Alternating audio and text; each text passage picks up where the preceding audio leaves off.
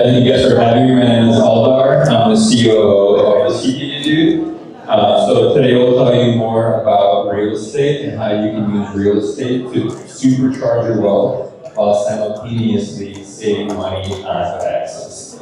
So hopefully we'll get the slides up and we will run you through our presentation. Yep. And then the other cool, unique part, I would say, where our firm differentiates against many other firms is that 67% of our clients actually own real estate, and then Eldar and I actually invest in real estate ourselves, so we're active investors. So all the strategies that we do teach and preach, we actually execute ourselves. So it's not just theory we bring to you, it's like real life examples that we do have too. Next slide, please. All right. Oh, I think we got a clicker. Let's go. Oh, nope. Ah, there we go. All right, yeah. What's up? Yeah. Oh yeah. Just a quick part here. We're both licensed CPAs on this side here, and many other people on our team are licensed CPAs, enrolled agents on that side too. I started my career at KPMG. From there, it was a tough life, so I couldn't last. And then ended up working, moving over from Minnesota to California, and then I worked at Uber, and then that's where I actually met Eldar here. He was actually my assigned buddy, and we actually became real friends afterwards versus being forced friends. Yeah, so now we're business partners, and it's good. But the big thing for us is that, we have a lot of coworkers that were high W-2.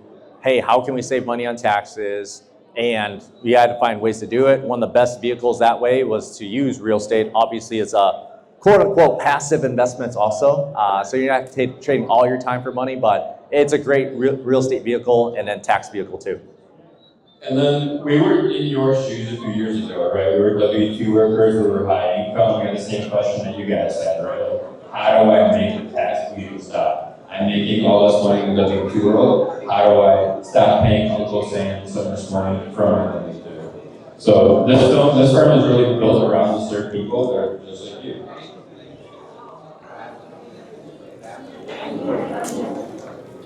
Oh, the other way. All right. So how the wealthy build and maintain their wealth in the States. So similar to most of you guys, we are immigrants, right? When you first move to America, you're like, wow, there is so much wealth in this country. How do I get my hands on this wealth, and how do I keep this wealth? The number one way by far is real estate. That is something that all wealthy Americans have in common. They own or invest in real estate in some way, shape, or form. This is not a coincidence. This is pretty much the design of the U.S. tax system. The U.S. tax system really favors real estate investors. Yeah, and then one part on that, I was explaining to one person earlier, this is the only income type where you can make money in your pocket and not pay money in taxes. So if you collect $200 in rent profit in 1 month, you'll actually pay 0 taxes on that. Unlike if you have $200 of interest income or dividend income, you'll still pay some in taxes that way. So it's the most unique asset class there is for tax savings. All right, so just kicking this off here, there's many types of real estate that you can do. As Nagaraj kicked us off earlier, it's a very confusing journey, and having all like-minded folks in one room to bounce ideas off of, it's gonna make it great for everyone. So from a fix and flip perspective, Nagaraj has found some good deals. I gotta get in one of his deals here.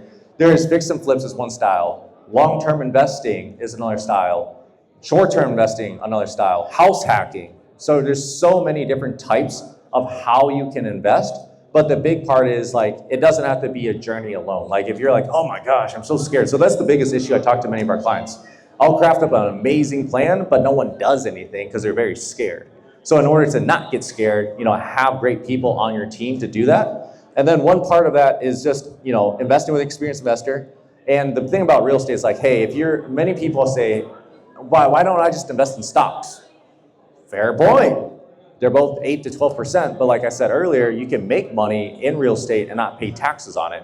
And then the other big part that you're not realizing is that stocks appreciate, real estate appreciate. So if you were to take a cash out refinance against the fair market value of the property, all that money is tax-free because loans are not taxable. So real estate, there's so many hidden loops within it that you have to be realizing how to best play the game.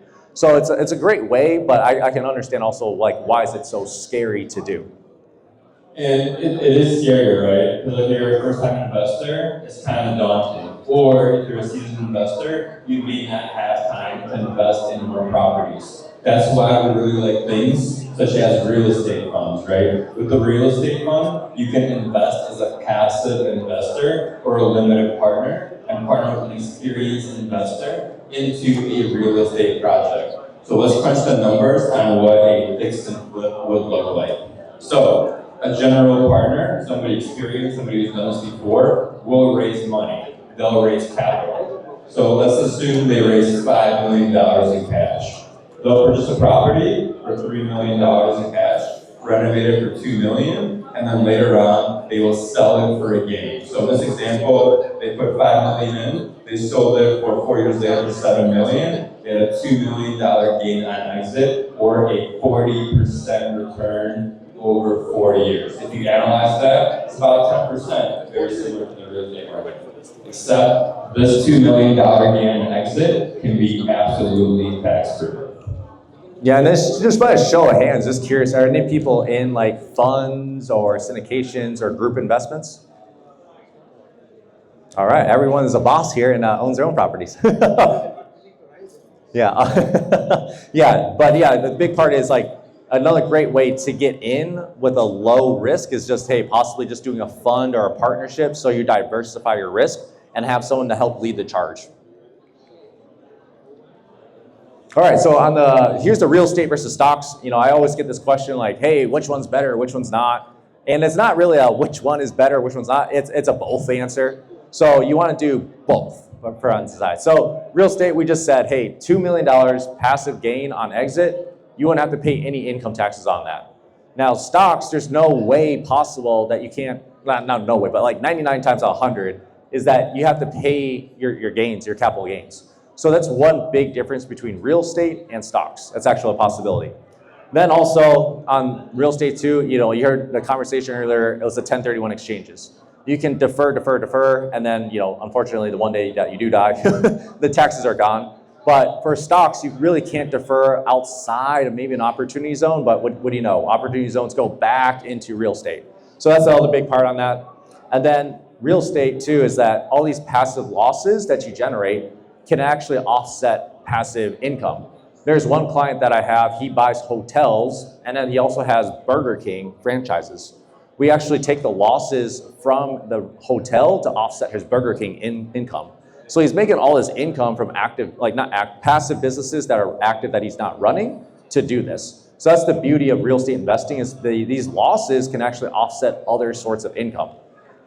So the big TLDR from this chart, real estate, you have a lot of options as to how to offset or defer the tax. When it comes to selling stocks, there's really not much, right? Like Brian talked about a 1031 exchange. You can't 1031 stocks, you can't 1031 a Meta stock into an Nvidia stock. But you can 1031 real estate all day. So, passive income optimized. You had a $2 million gain on the fix and flip, but you want to offset this income. You don't want to pay tax on your passive income. So, you have a separate new real estate fund that is geared towards long-term holds. So one fund, fix and flips, passive income. Other fund, long-term holds, you have passive losses. We like passive, right? Less work for you, and it's also tax-free. So why do we also like long-term holds? It's consistent and predictable. So one fund will buy long-term hold properties. You have really good rental income. It's consistent, it's safe, but most importantly, it gives you the 8th world wonder, which is bonus depreciation. It is a giant non-cash expense that creates a massive loss for you.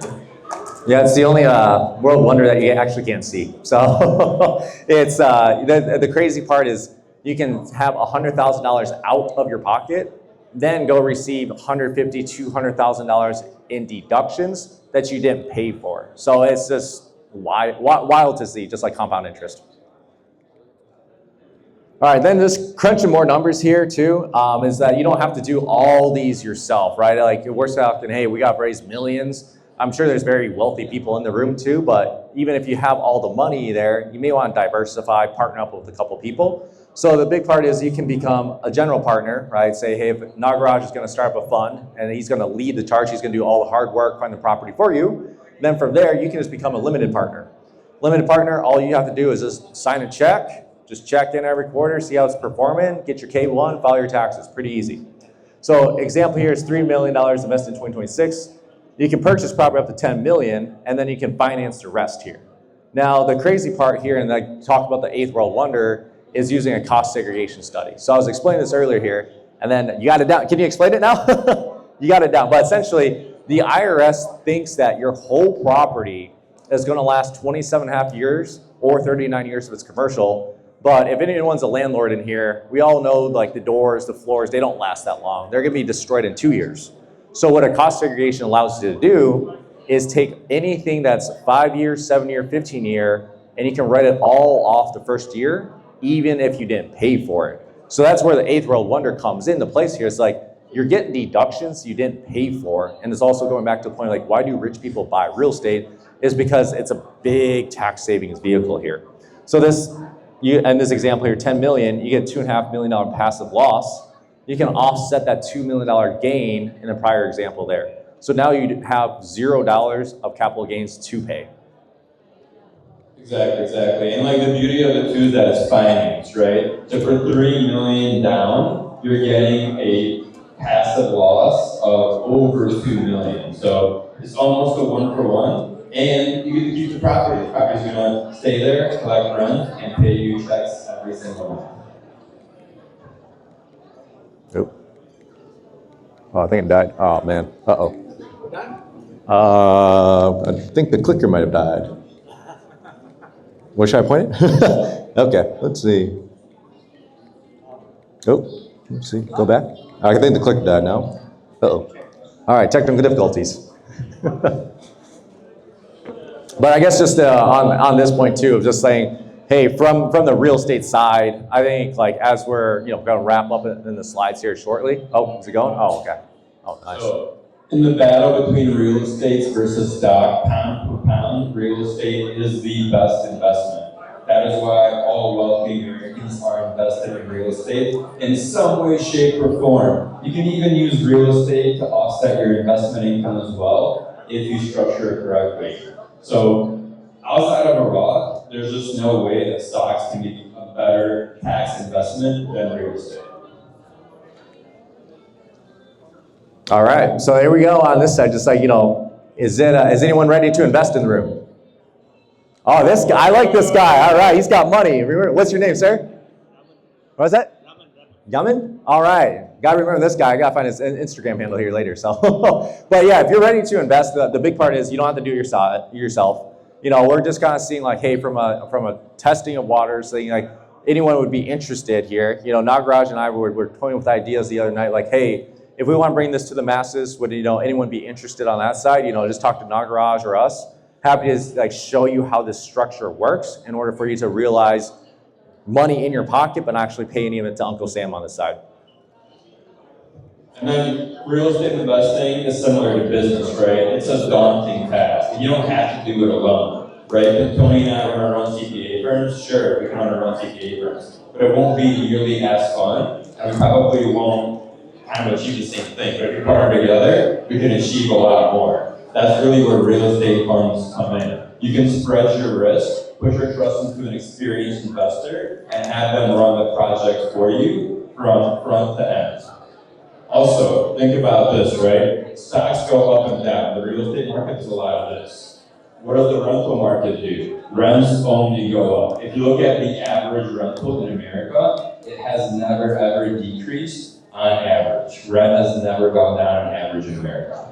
Also, stocks can go to zero, right? If you would have bought WeWork, guess what? Your investment is now worth $0. If you would have instead bought a commercial property, literally any commercial property, it can't go down to zero. Why? Because land value cannot be zero. Real estate will always have some inherent value. It's impossible for you to lose all your money.